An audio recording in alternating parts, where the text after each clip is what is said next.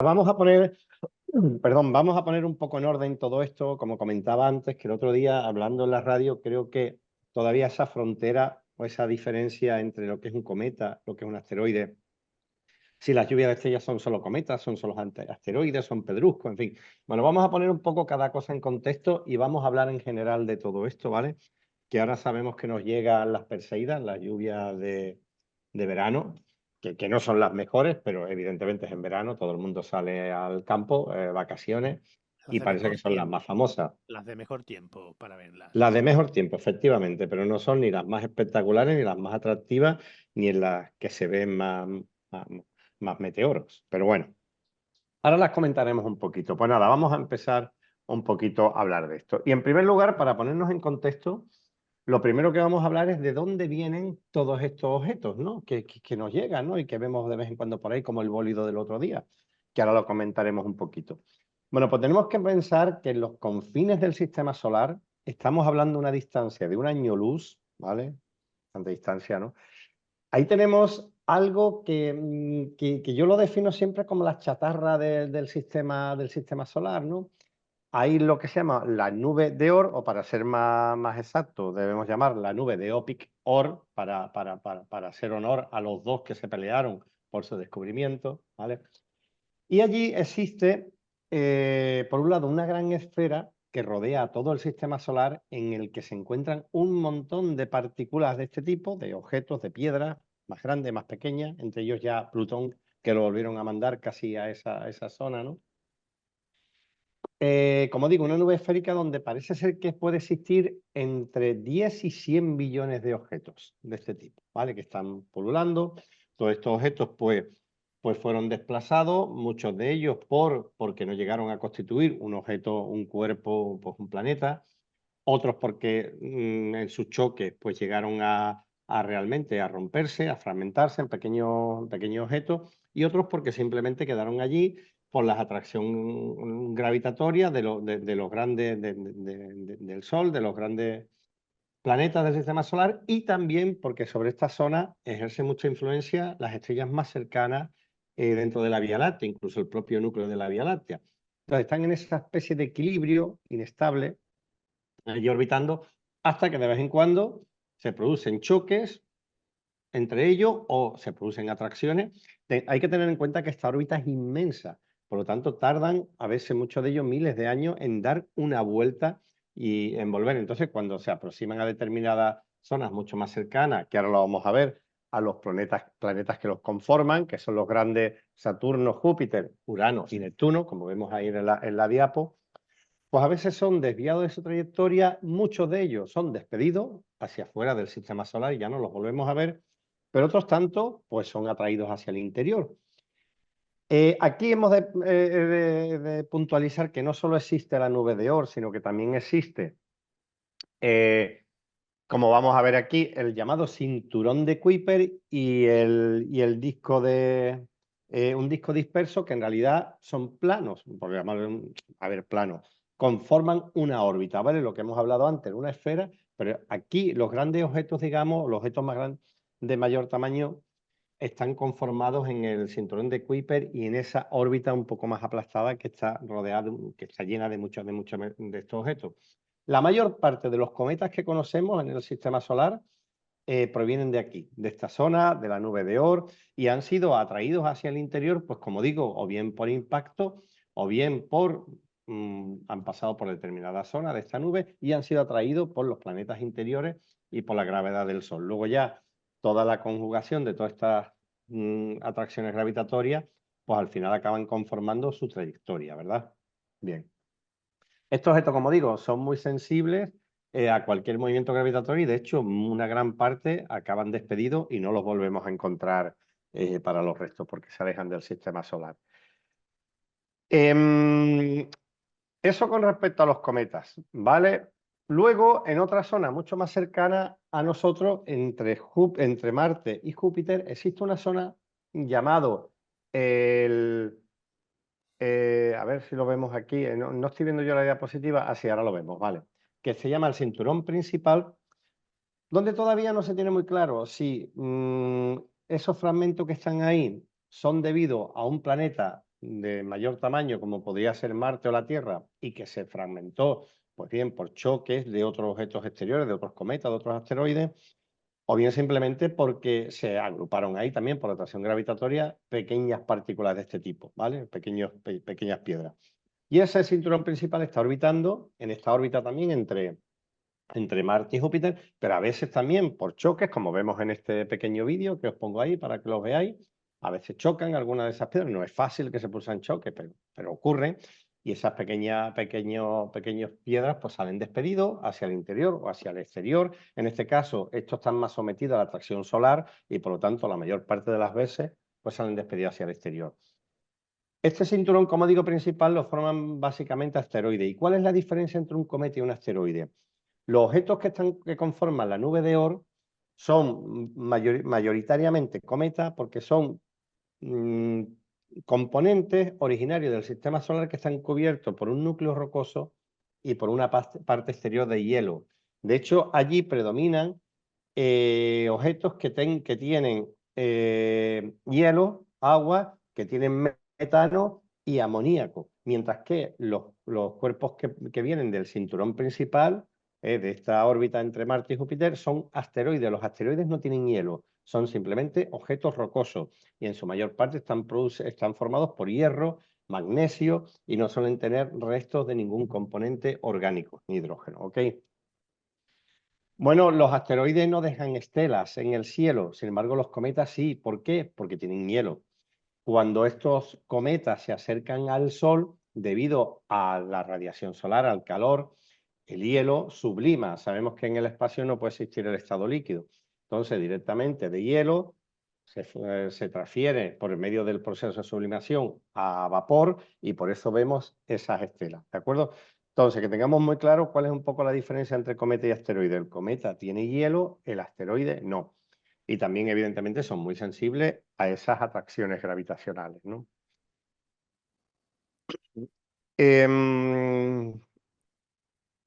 Estos cometas, además, que suelen ser, los cometas son bastante más grandes que los asteroides, la mayor parte, cuando se van acercando al Sol, no solo subliman, sino que además se producen fragmentaciones térmicas. Debido a las altas temperaturas, esas rocas sufren deformaciones y se acaban rompiendo. Cuando se rompen en trozos más pequeños, conforman lo que llamamos el enjambre de meteoroides. El enjambre de meteoroides no es simplemente que en la cola de ese cometa va dejando un rastro de pequeñas piedras que se van desprendiendo de él. Usualmente estos enjambres de meteoroides acaban conformando o moviéndose en la misma órbita de ese cometa o asteroide, y incluso cuando, como parece que ocurrió con el 3200 Phaethon, el cometa originario, el asteroide, acaba desapareciendo, pero esos polvos, ese polvo o esas pequeñas partículas siguen desarrollando la misma órbita que hacía ese propio cometa, ¿de acuerdo? Y forma, repito, lo que se llama un enjambre de meteoroides. Aquí lo vemos, bueno, este caso es uno además al acercarse al Sol tenía varias fumarolas y iba dando pequeñas partículas que iba dejando tras de sí, ¿no? Bueno, vamos a nombrar algunos de estos grandes cometas que han dejado además grandes restos de enjambres de meteoroides y que luego nos ha dado lugar a muchas de las lluvias de estrellas que ocurren a lo largo del año, porque luego hablaremos un poquito de las Perseidas, pero no es la única ni mucho menos que ocurre. Por ejemplo, uno de los cometas famosos fue el Hyakutake, que dio del año 96 descubierto, ¿no? El Hale-Bopp, que fue muy espectacular, que tenía dos colas además, una producida por el propio rastro que va dejando detrás y el otro por los fuertes vientos solares que también hacen que se forme una doble cola y vaya en sentido contrario a la cara del Sol por el que se esté moviendo. El Halley, que da origen a dos lluvias de estrellas, fue tan potente, digamos, su descomposición que dejó dos órbitas distintas y da lugar a las Oriónidas y a las Eta Aquáridas, que las Eta Aquáridas han tenido lugar ahora, a principios de mayo, ¿de acuerdo? Schumacher-Levy, que este fue el que impactó, ¿no? Creo recordar, contra la superficie de Júpiter, y lo pudimos ver, o bien el Tempel-Tuttle, que da lugar a las Leónidas, que tienen lugar también, una lluvia de estrellas también muy espectacular, que tienen lugar ahora en noviembre. Em, Para que nos hagamos una idea, y vamos a volver con esto al bólido que vimos el otro día, que cuando me llamaron de algunos medios de comunicación, que lo estuve comentando también en Onda Cádiz, pues la mayor preocupación era de qué tamaño era ese bólido y qué hubiese pasado si hubiese impactado contra la superficie de la Tierra, ¿no? A ver, la mayor parte de estas pequeñas partículas no tienen una masa mayor que 1 gramo, ni un tamaño mucho mayor que una lenteja o un garbanzo. Por lo tanto, todas estas lluvias de estrellas que vemos, ¿de acuerdo? Estos impactitos que vemos en el cielo, que repito, que no son lluvias, son estrellas, ¿vale? Pues son muy pequeñitas. Pero el problema es que tiene una velocidad enorme, la velocidad de 71 kilómetros por segundo, aproximadamente 70, esos son 160.000 kilómetros por hora, que es la velocidad que llevaba el bólido que vimos el otro día. Para hacer una comparación, una bala que es capaz de atravesar nuestro cuerpo, que tiene también más o menos 1 gramo de peso, lleva una energía de 2000 julios. Un meteoro, por la velocidad que lleva, la energía es de 2,5 millones de julios, es decir, que si nos pega en el coco prácticamente nos desintegra, ¿vale? Pero no preocuparos que estos no llegan a alcanzar la superficie de la Tierra. Solamente aquellos que tienen un tamaño de entre 10 y 15 metros de diámetro, una pequeña parte de él, porque se va descomponiendo en la fricción con la atmósfera, llega a impactar con la Tierra. El bólido del otro día se desintegró y seguramente, por los estudios, los últimos que he leído, a una altura de más o menos 80 kilómetros ya no quedaba nada, se había desintegrado. No, era un poquito más grande, quizás tenía 10 centímetros de diámetro por ahí, pero se acaban desintegrando. Para que un objeto de este tipo llegue a impactar con la Tierra, ya digo que tiene que tener entre 10 y 15 metros para que forme un cráter, como puede ser que impactó cuando los dinosaurios, la famosa extinción de los dinosaurios, o que pueda provocar un tsunami, debe tener más o menos el tamaño de una casa, en torno a 150 metros de diámetro, ¿vale? Eso ya pueden provocar serios problemas. Y más o menos la magnitud de una piedra de esta para que pueda provocar la extinción de nuestra especie, pues debe ser el tamaño de un edificio, más o menos, ¿vale? Con esto ya me da pie a hablar de que existe un proyecto, un programa de seguimiento que se llaman de NEOS. Los NEOS son aquellos objetos que encarnan realmente un peligro para la Tierra, porque pueden impactar o bien porque pasan cerca. Y existen telescopios en todo el planeta. De hecho, en el Observatorio Astronómico del Teide, la NASA tiene uno, la Agencia Espacial Europea tiene uno en La Palma y hacen seguimiento de estos neos, ¿vale? Se van identificando y una vez que se identifica el objeto, pues se estudia su trayectoria y los posibles impactos. Y de momento, pues no se ha dado el caso de que ninguno ¿verdad? Se vaya a aproximar como para impactar.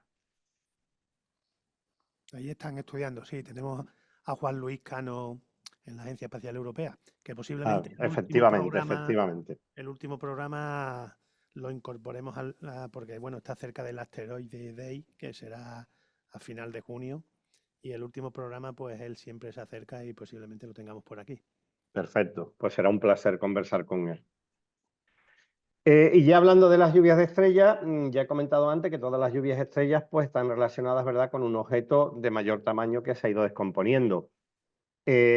Ahora comentaremos las Perseidas, que son las que tienen lugar a mitad de agosto, y veremos de qué proviene, pero por ejemplo, una de las más espectaculares, lo que pasa que es verdad que tiene lugar en enero, a mediados de enero, el 13-14 de enero, hace mucho frío para salir a verlo. Yo las he visto en el Teide a 12 grados bajo cero y cuesta un poquito, pero son las Gemínidas, son muy espectaculares. Parece que proviene del 3200 Phaeton, que ya prácticamente no existe, solamente existe una pequeña estela de este. Y precisamente se desintegró en muchas partículas al pasar la órbita de Mercurio cercano al Sol, ¿no? Y su fracturación su descomposición fue por fracturación térmica, pero todavía siguen siendo una de las lluvias estrellas muy espectaculares. Y las nombro porque en esta es donde yo he visto mayor cantidad de bólidos, como el que vimos el otro día en el Observatorio del Teide, con esos colores tan espectaculares, que además he de decir, que también me lo preguntaban el otro día, esos colores no es por casualidad, esos colores responden a la composición del objeto, ¿verdad? Cuando la materia a esa alta velocidad choca básicamente con el oxígeno de la atmósfera, el bólido, que seguramente sería un asteroide, un pequeño asteroide, pues está compuesto por magnesio y por hierro, y ese es el que da lugar a los colores verdosos y azules que pudimos ver, ¿vale? Entonces, incluso el color nos pone de manifiesto o nos da información a los astrónomos de que están compuestos.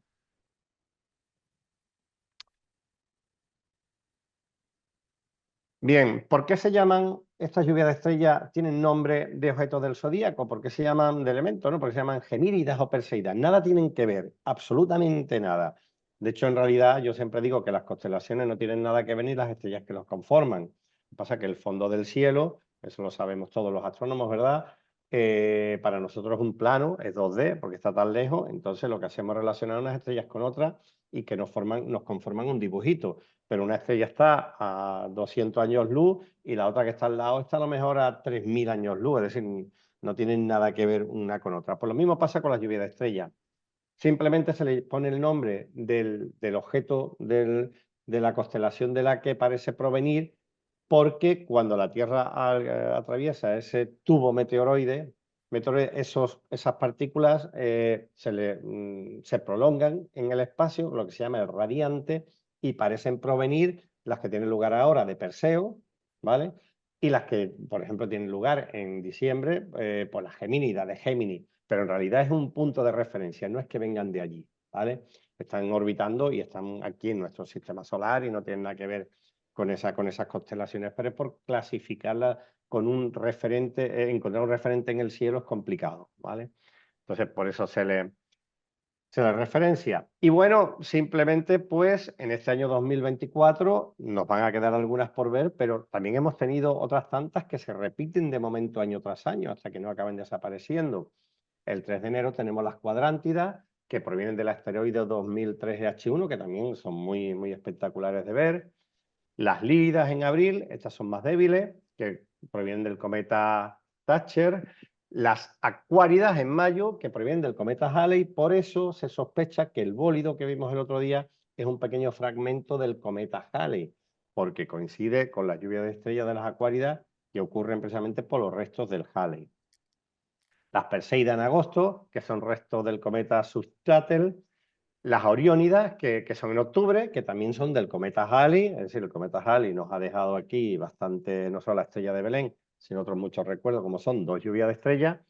Y las Gemínidas, que tienen lugar en diciembre y que provienen del asteroide 2300 Phaethon.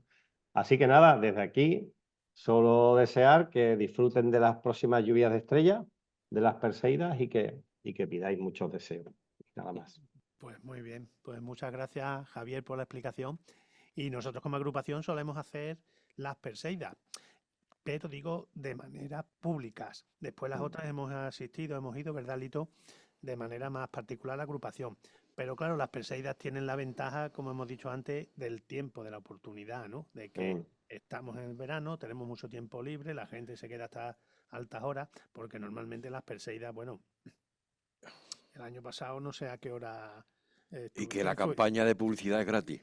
Bueno, eso por También. Sí, supuesto. efectivamente. A Es de la única partir, de las que se hablan, ¿eh? a partir de agosto, los periodistas nada más que quieren hablar Perseidas, Perseidas, Efectivamente. Perseidas, Perseidas, es lo que hay. Sí. Y luego son un poco decepcionantes porque Sí. Depende del la gente año. se decepciona, se creen que van a ver el cielo iluminado y no es así, ¿no? No es así, ¿no? Y todavía recuerdo un artículo del Diario de Jerez de un año de las Perseidas que decía, y este año el máximo será a las 12 de la mañana, con lo cual no tendremos ni que madrugar para verla. Bueno, eso ya...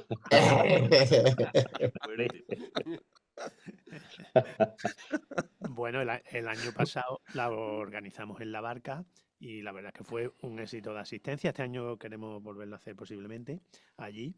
Y porque la vez que lo hicimos aquí en la carretera cortada fue un desastre organizativo.